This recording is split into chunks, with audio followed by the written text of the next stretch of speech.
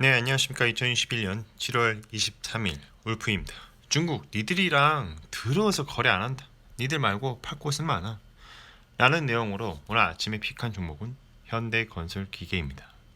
현대건설기계는 중국은 잊어라, 다각화 전략의 승리라는 의견으로 NH투자증권에서 레포트가 있었고, 주가 추세상 하단 추세 지지 여부를 보자입니다.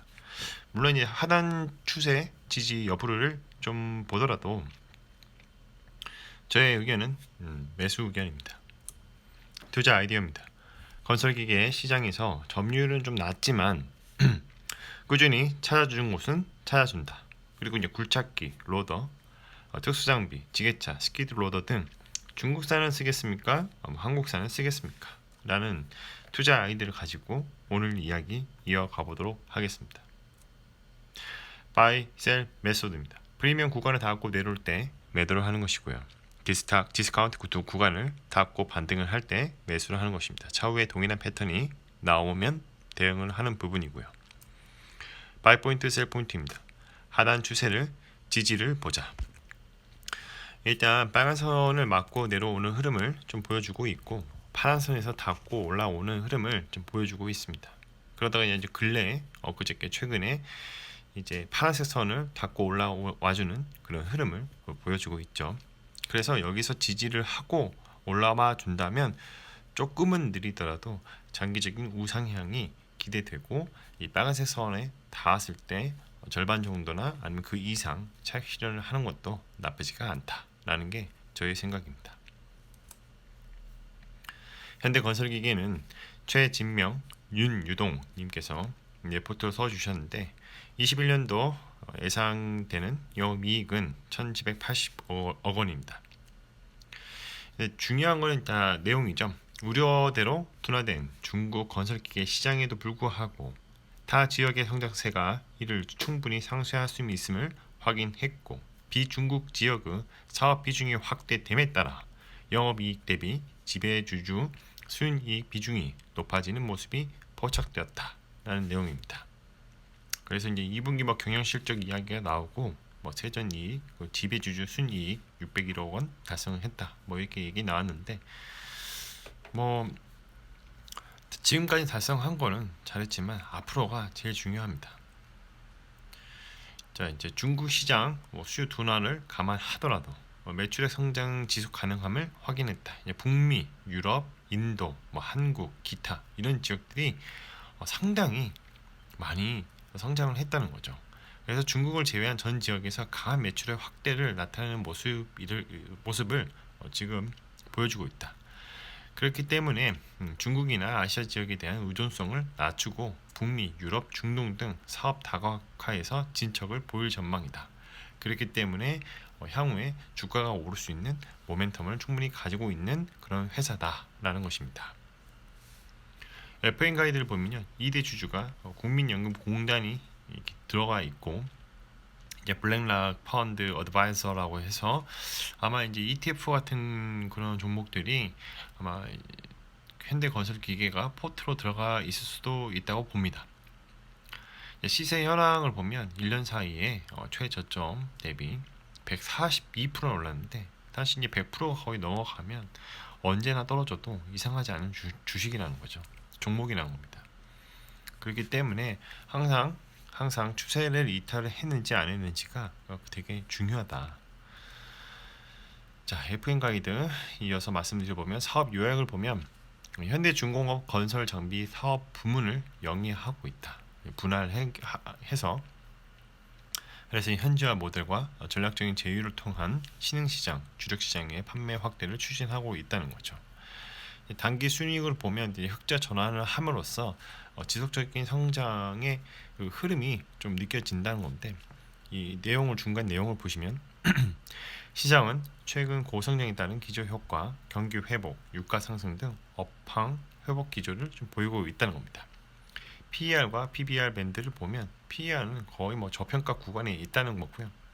PBR 밴드는 중단에 있는데 꾸준히 상승할 수 있는 그런 환경에 있다는 것입니다. 저평가고 앞으로도 더 오를 가능성이 충분히 있다. 자, 뭐하는 회사인가? 굴삭기도 만들고요. 이제 이런 로더도 만드는 회사입니다. 이런 건설 장비들을 만드는 특수 장비나 건설 장비 이런 부분을 만드는 그런 회사입니다. 이런 지게차도 역시 이제 사업용에서 많이들 쓰고 많이들 보고 있죠. 스키드 로더도 이렇게 있는데 정확하게 이게 뭐하는 장비인지는 잘 모르겠지만 이런 특수 장비도 건설 기계 장비도 만들고 있다. 자, 사업 계획을 보면 지배기업인 당사와 종속기업 현황은 다음과 같다고 합니다. 건설기계 코어모션, 그리고 이제 중국 투자 유한공사, 융자조임 유한공사, 공정기계 유한공사, 상주 위해 명합 이렇게 있는데 이게 아마 중국에 있는 그러한 그 회사인 것 같아요. 나머지 보면 아메리카스, 유럽, 그리고 인디아 이렇게 되어 있죠. 이쪽 부분에 대상 회사가 판매 조직인 것 같은데 이 매출액이나 판매 실적이 상당히 좋다는 거죠. 나머지는 중국이나 이런 부분은 거의 뭐 박살 수준이라고 보시면 될 것 같습니다. 이제 시장 규모를 보면 이거는 이제 F라고 쓰이는 거는 향후에 있을 그런 성장률을 예상하는 겁니다. 2021년도에는 이제 기저 효과에 따른 성장률이 지금 6%대로 가장 높게 지금 보고 있고요. 산업 차량 같은 경우에는 2020년도와 21년도에는 약간 10%대의 좀 성장을 보여주지 않을까 그런 기대를 해봅니다. 이제 시장 점유율 추이를 보면 건설기계는 이제 당사, 그러니까 현대건설기계는 1%대예요. 산업차량도 1%대입니다. 그렇게 많이 마켓쉐어를 가져가지 못하는 것은 사실입니다. 일단 제일 잘 나가는 건 캐터필러, 건설기계는 캐터필러, 그 다음 이제 산업차량은 토요타입니다. 그러나 바닥에 있다고 해서 언제까지 밑바닥에만 항상 머무르지는 않고 그 1%라도 조금씩 점진적으로 성장하는 모습을 보여준다면 현재 주가로서는 설명이 안 될 수도 있죠.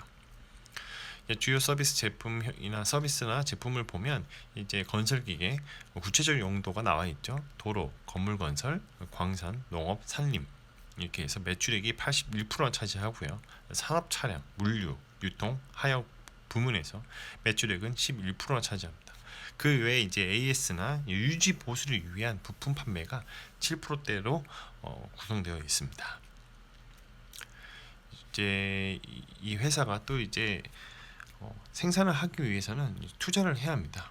그래서 이제 군산 공장 증축의 생산성 향상을 위해서 2021년 6월까지 투자를 하고 자동화 설비나 용접 로봇, 배기 설비 그리고 라인 투자 이런 것들은 대부분 8월, 6월 그리고 이제 올해 10월까지 투자가 들어갈 예정입니다.